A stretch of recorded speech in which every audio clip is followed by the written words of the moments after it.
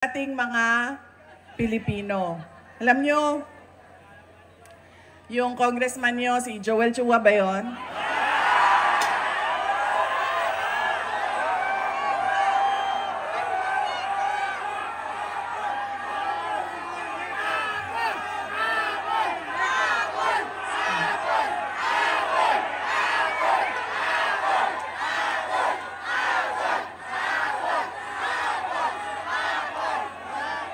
Sabi nung isang kaibigan ko na tiga Cebu, na kaibigan din niya.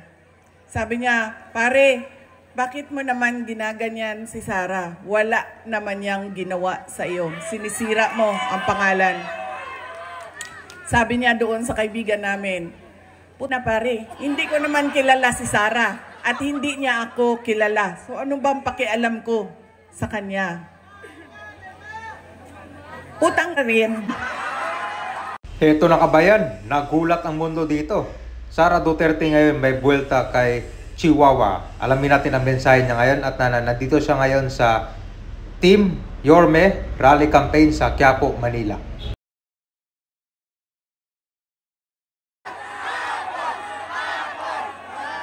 Sabi nung isang kaibigan ko na tiga Cebu, na kaibigan din niya.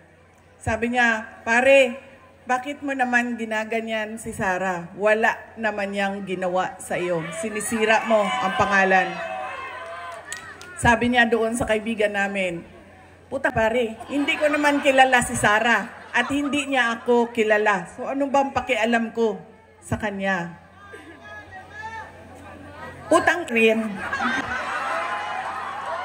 Nandito ako ngayon sa distrito niya.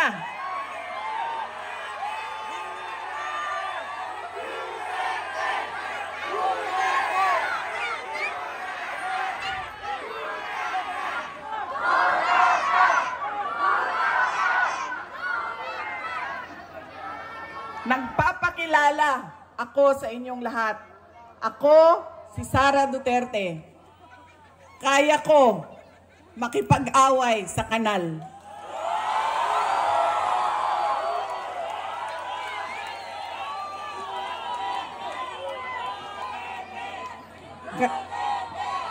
Kami, kung saan kami galing, doon sa Mindanao, sanay kami sa wala. Kaya, walang mawawala sa akin kung dalhin ko ang away na ito dito sa kanal ng distrito ninyo.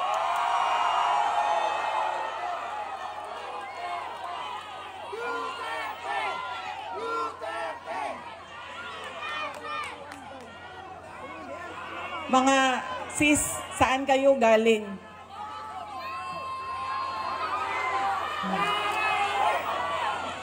Kinsay mga tausog diri? Mga Maranao.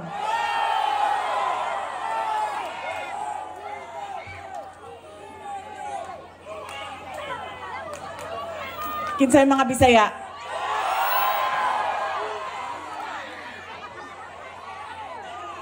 Ayaw mong kalimot ha, pag-abot sa adlaw sa pinili ay butangin na ninyo og zero si Chua.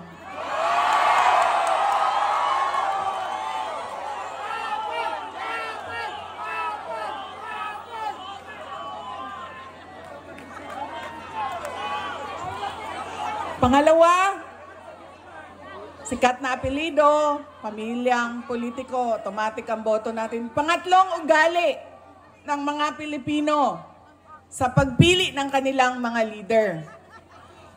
Kung sino yung may pera at bumibili ng boto, ay ibinibigay natin ang ating pagkatao sa kanila. Alam nyo, galing akong Bacolod, galing akong Manila, kahapon, Quezon City, tinatanong ko ang mga tao, magkano ba ang bilihan ng boto? 2,000, 3,000. Meron pang bilihan ng boto na tawag ay tupad, akap,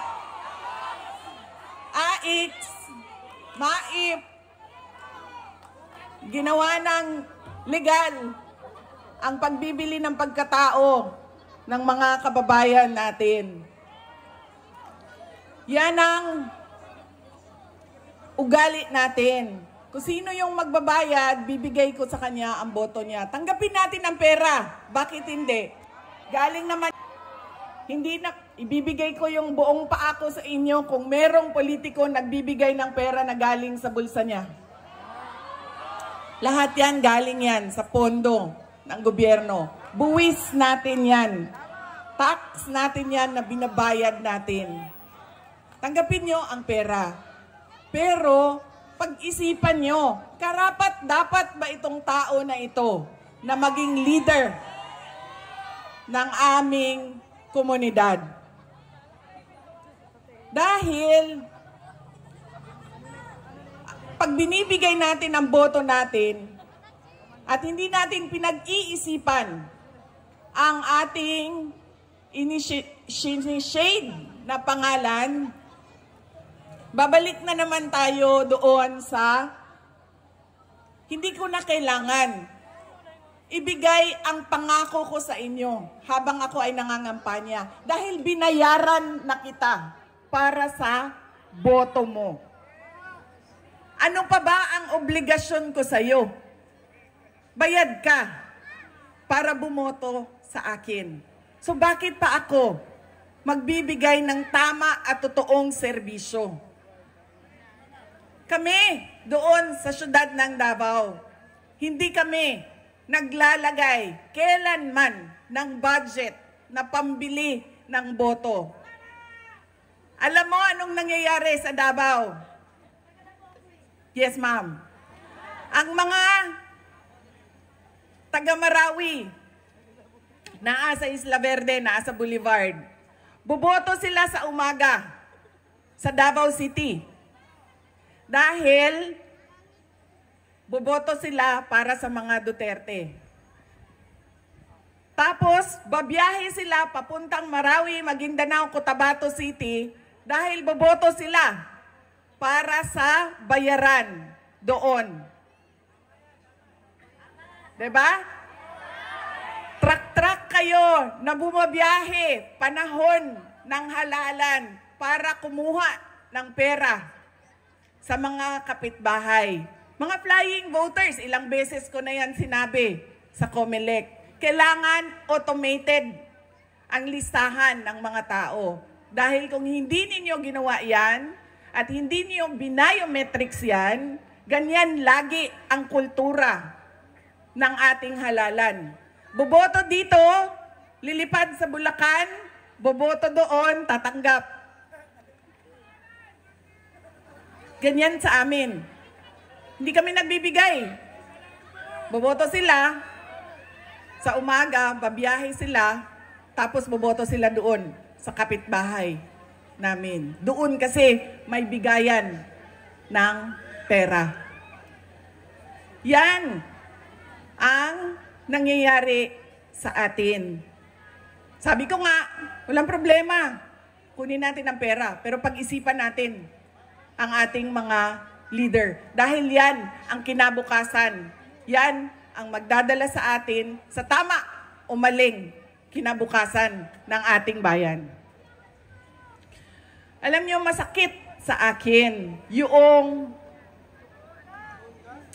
pagbibili ng boto. Dahil nga, nawawala yung respeto ng tao sa isa't isa. Nagiging transaksyon. Mahalin mo ako, bayaran kita. Pag hindi mo ako bayaran, hindi kita mamahalin. Nagiging transaksyon ang ating mga relasyon sa ating mga kababayan.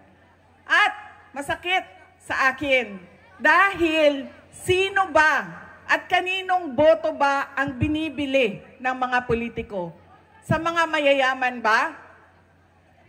Sa mga mataas ba ang trabaho at natapos? Mga doktor, binibili ba ng 2,000 ang kanilang boto? Mga engineer na kumikita ng 1 milyon isang buwan, binibili ba ng 2,000 ang kanilang boto? Hindi. Ang binibili ang boto, yung mga tao na araw-araw naghihirap, nagtatrabaho, naghahanap buhay dahil ang 2,000 ay napakalaking bagay para sa pamilya nila. Yung mga taong naghihirap at walang-wala. Masakit yun. Dahil pinagsasamantalahan yung kahirapan ng mga tao. Dahil ba walang-wala ako, bibilhin mo na ang aking dignidad at prinsipyo. Yan ang ugali natin, mga Pilipino. Kung sino yung naaalala, bahala na. Hindi ko na tatanungin kung ibibigay mo ba pangako mo. Kung sino yung sikat. Kung sino yung malaking pamilyang politiko. At ibinibigay natin yung pagkatao natin sa taong magbabayad. Sa tamang presyo. Kaya kailangan, madami ang nagtatanong, ano bang magagawa namin? Ano bang matutulong namin, Inday Sara? Wala na kayong matulong sa akin. Tumulong na kayo. Ginawa nyo na akong pangalawang pangulo ng ating bayan. Oh, sa susunod yun, sir.